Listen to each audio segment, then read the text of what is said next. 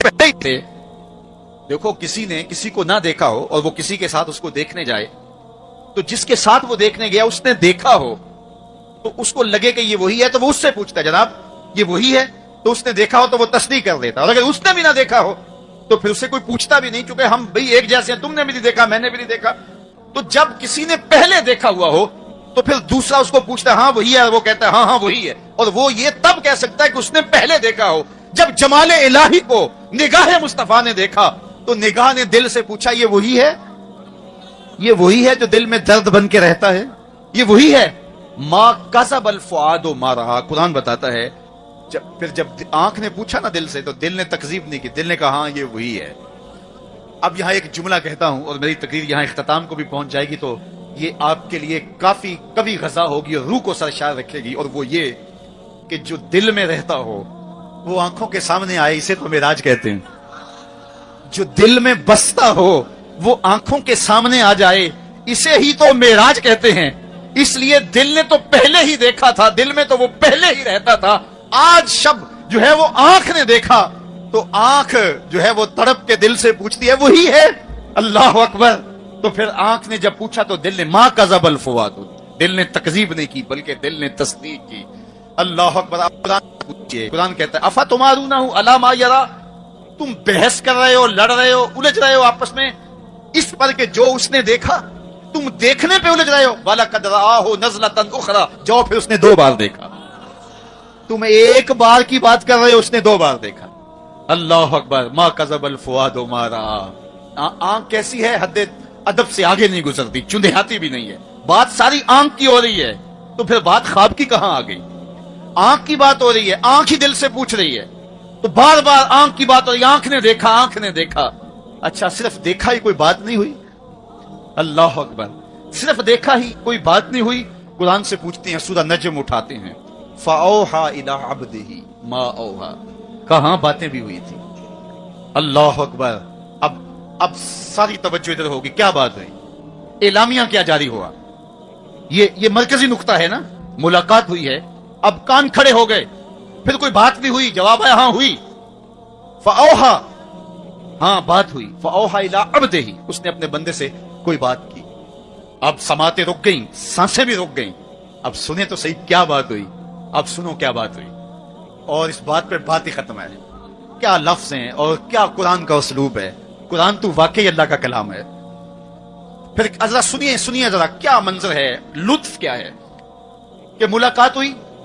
मुलाकात को कुरान बयान कर रहा है, आंख झपकी नहीं है, बात कुरान बता रहा है। आंख न झपकी है, न हद अदब से आगे गुजरी है।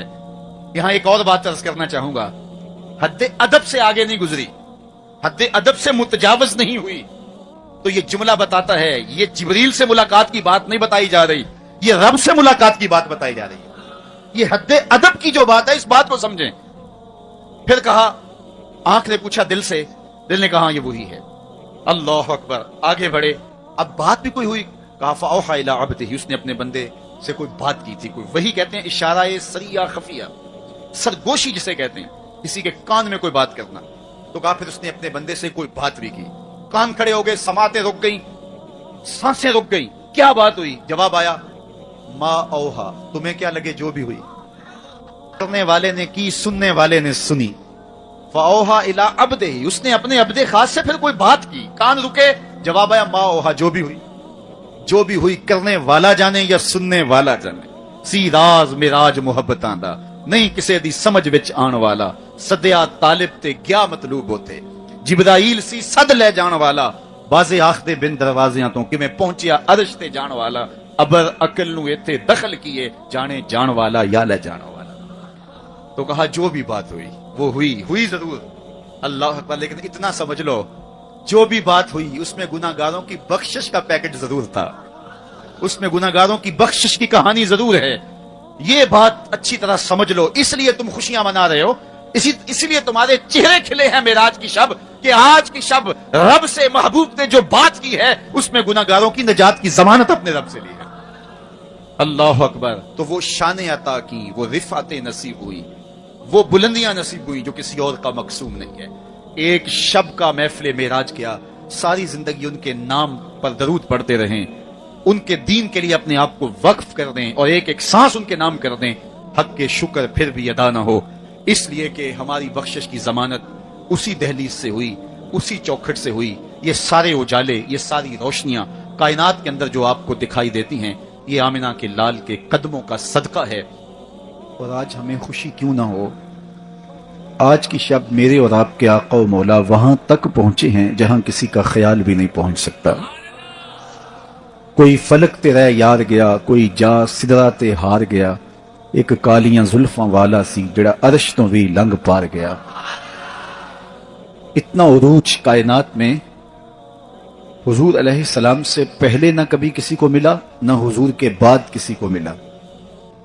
وہ بلندیاں، وہ رفعتیں، وہ وسعتیں، وہ شان و شوکت، وہ عزت، وہ عظمت، وہ رفعت ان کا مقصود ہوا جو انہی کا ہی حصہ ہے۔ اور اللہ تعالیٰ جل شانہ نے اتنا نوازا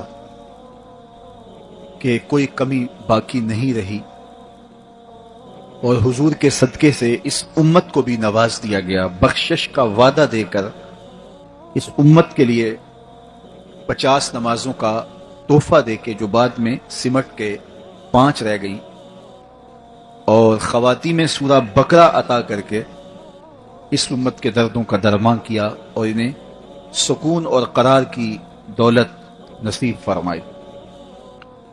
کتاب رحمت قرآن مجید اس واقعہ کو بہت شان و شوکت کے ساتھ بیان کیا ہے کہ وہ ذات پاک ہے جس نے اپنے عبد خاص کو، عبد مکرم کو، رات کے مختصر حصے میں مسجد حرام سے مسجد خاص تک، مسجد اقصی تک سیر کرائی، تاکہ وہ اپنے عبد خاص کو اپنے بندہ خاص کو اپنی قدرت کی نشانیاں دکھائے۔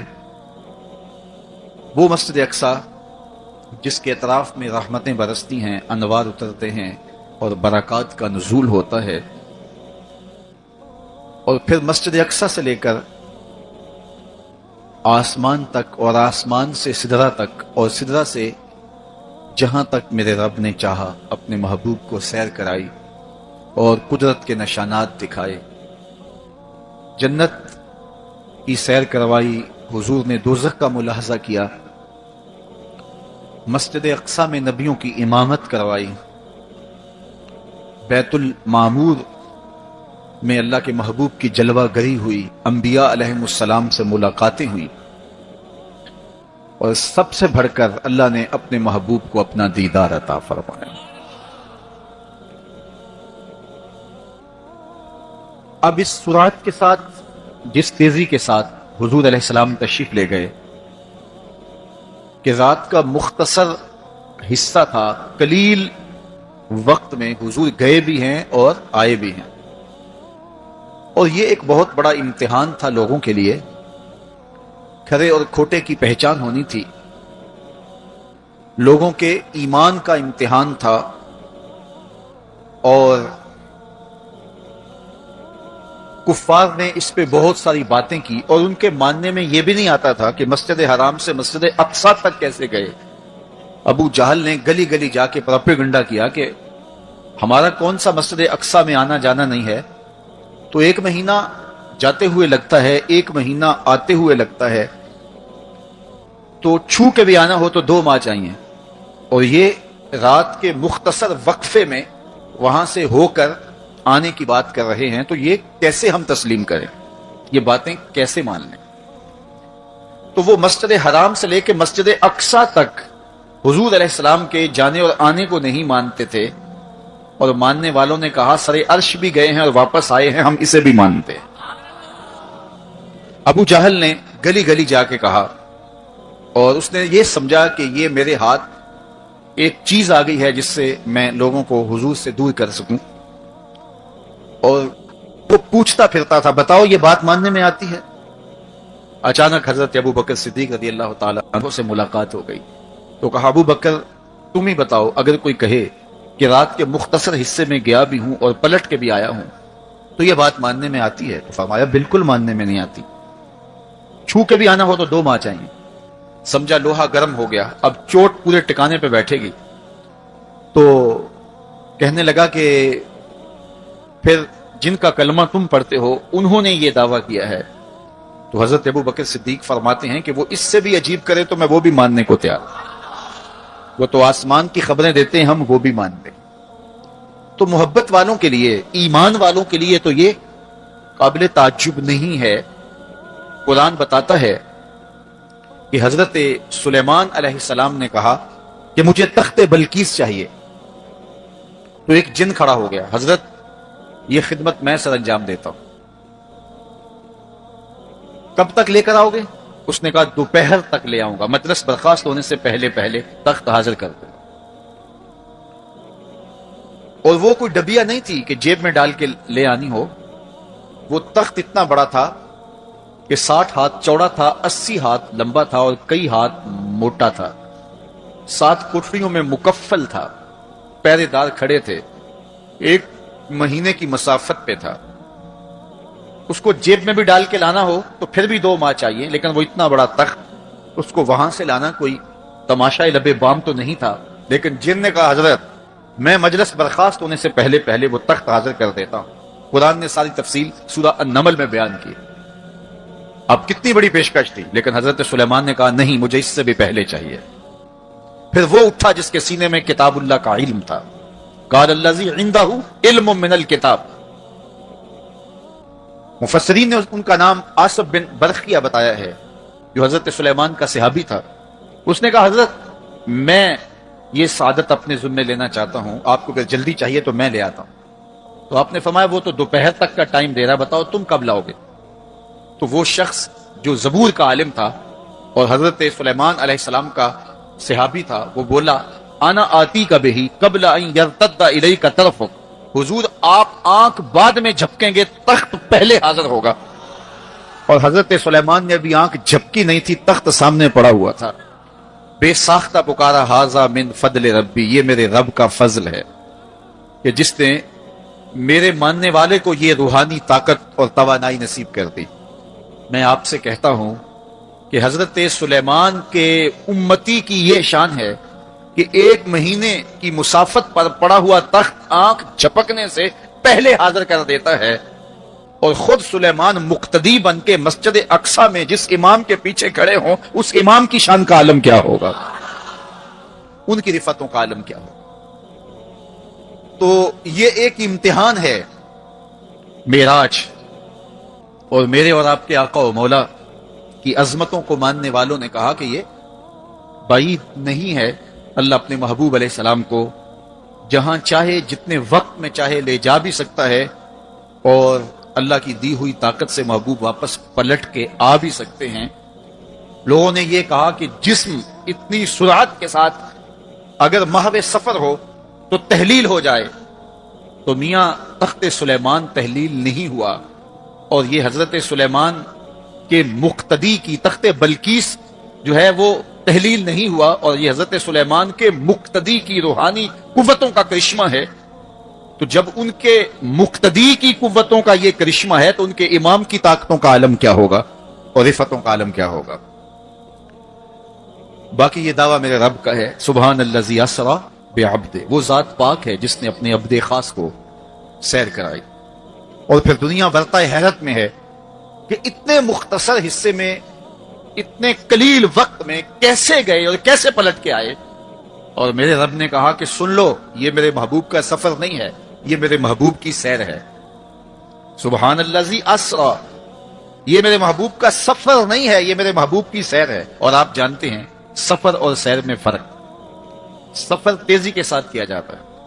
میں اب جو فاصلہ طے کر کے آیا ہوں، تو اگر میں سیر کی غرض سے یہاں آتا تو مجھے 2 گھنٹے لگتے، اور اگر میں گاڑی پہ بھی آتا تو پھر بھی مجھے کم از کم پونا گھنٹہ چاہیے تھا. لیکن میں 15-20 منٹ میں یہاں پہنچنے کی کوشش کی ہے، کیونکہ میری نگاہ میں ایک تھا کہ میں نے دیے گئے وقت کے مطابق یہاں پہنچنا ہے. وہ تو باہر بے تحاشا رش نہ ہوتا تو میں وقت سے 5 منٹ پہلے ہی پہنچ پاتا. تو میں دائیں بائیں سے بے نیاز ہو کے اپنی منزل پہ نگاہیں گاڑے ہوئے سرپٹ دوڑ رہا تھا اور یہاں تک آپ پہنچا. لیکن سیر جو ہوتی ہے اس میں ہر منظر پہ رکا جاتا ہے, ٹھہرا جاتا ہے, کوئی نظارہ ہو تو اس سے لطف اندوز ہوا جاتا ہے. اب اتنی سرعت کے ساتھ گئے اور واپس پلٹ کے آئے. میرا رب کہتا ہے یہ میرے محبوب کا سفر نہیں تھا, یہ میرے محبوب کی سیر تھی. کیا سمجھو گے میرے محبوب کو؟